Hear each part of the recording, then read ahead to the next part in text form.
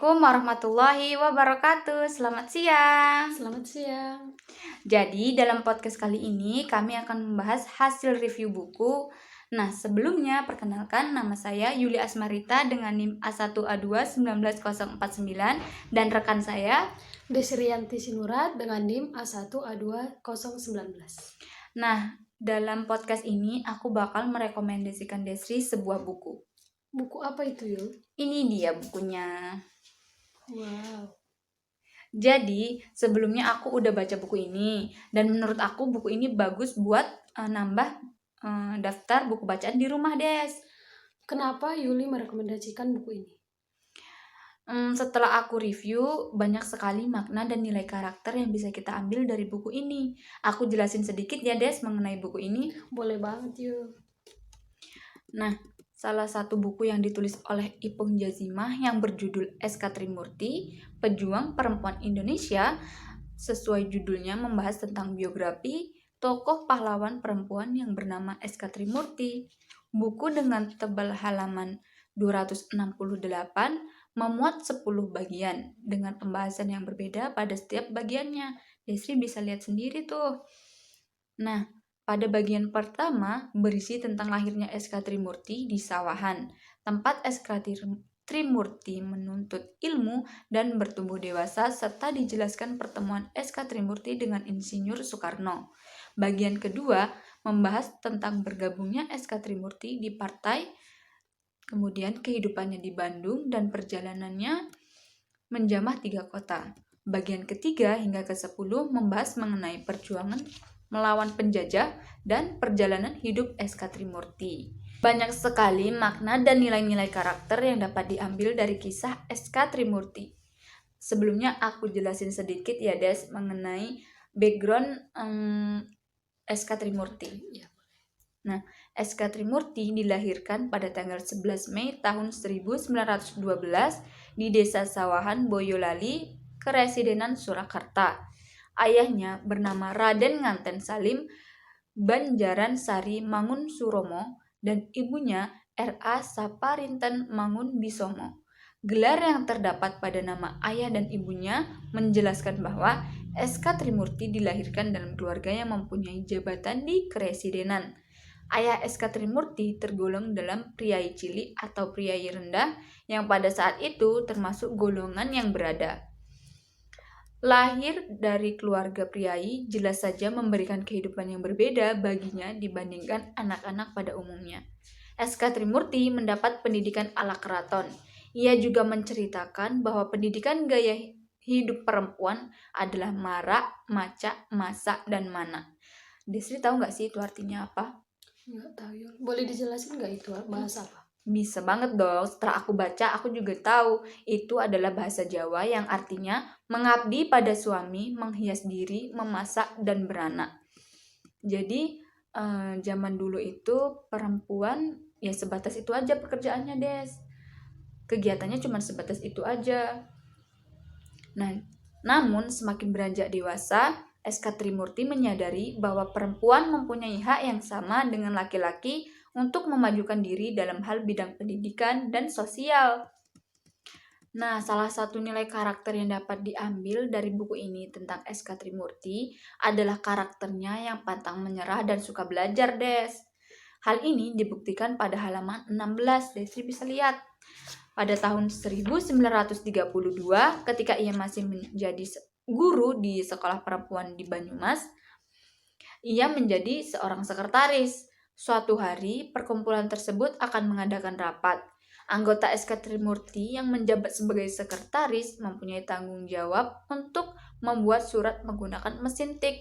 Nah, pada saat mengadakan rapat anggota ini, S.K. Trimurti kan jadi sekretaris tuh, Des. Nah, mau nggak mau kan pasti beliau ini mempunyai tanggung jawab untuk membuat surat dan lain sebagainya yang berkaitan dengan sekretaris. Nah, pada saat itu S.K. Trimurti ini harus menggunakan mesin tik kan, karena pada waktu itu belum ada nih yang namanya laptop kayak zaman sekarang. Nah, jadi pada saat itu S.K. Trimurti belum pernah sama sekali menggunakan mesin tik. Beliau ini hanya sebatas tahu mesin tik dan juga cuman melihat saja, Des. Nah, dari sana ternyata SK Trimurti ini banyak salahnya waktu pertama kali membuat surat. Nah, karena ia ini tidak mau bilang kepada orang-orang bahwa ia tidak bisa menggunakan mesin tik, jadi ia terus berusaha tuh Des untuk menggunakan mesin tik. Nah, dari situ pada akhirnya SK Trimurti ini berhasil juga menyelesaikan semua suratnya. Hebat banget kan, Des? Berawal dari ketidakbisaan, tapi SK Trimurti ini terus mencoba, pada akhirnya selesai juga tugasnya. Akhirnya bisa. Nah, karakter SK Trimurti ini patut untuk dicontoh sebagai generasi muda. Jangan mudah untuk mengatakan tidak bisa sebelum mencoba. Jangan pantang menyerah, dan kuncinya adalah terus belajar dari ketidakbisaan dan kegagalan. Bener banget ya Yul, kita memang seharusnya seperti SK Trimurti, jangan pantang menyerah dan belajar dari kegagalan.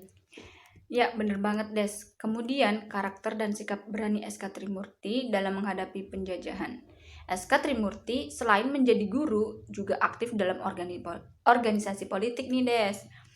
Ia bergabung dalam Partindo di bawah pimpinan Soekarno. Oh iya, aku belum ada bilang nggak sih, SK Trimurti ini adalah penggemar Soekarno pada waktu itu, Des. Wow. Nah, meskipun berbahaya, SK Trimurti tetap semangat dalam memperjuangkan kemerdekaan dan menumbuhkan semangat juang lewat tulisan dan pidatonya. SK Trimurti aktif dalam bidang kepenulisan setelah itu, Des. Dari berawal tidak bisa, nah pada akhirnya SK Trimurti ini jadi turun di bidang kepenulisan. Padahal tadinya kan kayak yang aku bilang tadi, SK Trimurti itu tidak bisa menggunakan mesin tik pada awalnya. Nah, itu, Des. Dari Yuli jelasin di awal tadi mengenai buku ini, SK Trimurti itu kan seorang yang aktif di bidang politik dan kepenulisan. Ia juga dari keluarga yang terpandang. Jadi ada nggak sih Yul diceritain di dalam buku ini gimana sosok SK Trimurti dengan latar belakang keluarga yang demikian itu? Jadi gini, Des, walaupun SK Trimurti ini dari keluarga yang terpandang, dari keluarga yang termasuk berada pada waktu itu, beliau ini tetap menjadi pribadi yang sederhana nih, Des. Sebelumnya aku mau jelasin sedikit tentang ini, Des. SK Trimurti di organisasi yang dia buat. Nah, pada waktu itu tulisan-tulisan SK Trimurti itu pernah dimuat dalam surat kabar Pikiran Rakyat. Terus di kemudian hari pada tahun 1935, SK Trimurti dan kawan-kawan mendirikan majalah Beduk, Des, yang isi tulisannya menggunakan bahasa Jawa. Namun sayangnya majalah ini tidak bertahan lama, kemudian diganti menjadi majalah Trompet yang isi tulisannya berisi bahasa Indonesia. Namun ternyata majalah ini pun tidak bertahan lama, Des. Jadi setelah turun di bidang kepenulisan, SK Trimurti ini sempat ngebuat majalah, bener-bener luar biasa banget ya, Des. Iya, luar biasa banget. Nah, jadi keterlibatan SK Trimurti dalam kegiatan politik, seperti yang Des ceritanya tadi, bahwa SK Trimurti itu adalah orang yang aktif di bidang politik dan juga kepenulisan. Pada awalnya tuh tidak didukung oleh keluarga, namun ia tidak pernah surut semangat. SK Trimurti tetap membulatkan tekad untuk ikut serta dalam mencari kebebasan dari penjajah dan mencapai kemerdekaan. SK Trimurti adalah orang yang sederhana. Ini terlihat dari ia sejak masih kecil hingga akhir hayatnya. Ketika SK Trimurti pada saat itu adalah mantan menteri dan berhak atas rumah di kawasan Menteng, tetapi ia lebih memilih tinggal di dekat kampung. Ia ingin tinggal di dekat rakyat dan menjadi rakyat biasa. SK Trimurti dipandang sebagai salah satu tokoh kemerdekaan yang gigih memperjuangkan kebebasan pers, kebebasan berekspresi, dan hak kaum tertindas terutama perempuan, baik melalui karya-karya jurnalistik maupun lewat pengabdian sebagai aktivis perempuan di bidang politik. Aku bakalan baca buku ini deh Yul setelah mendengar review dari Yuli tadi.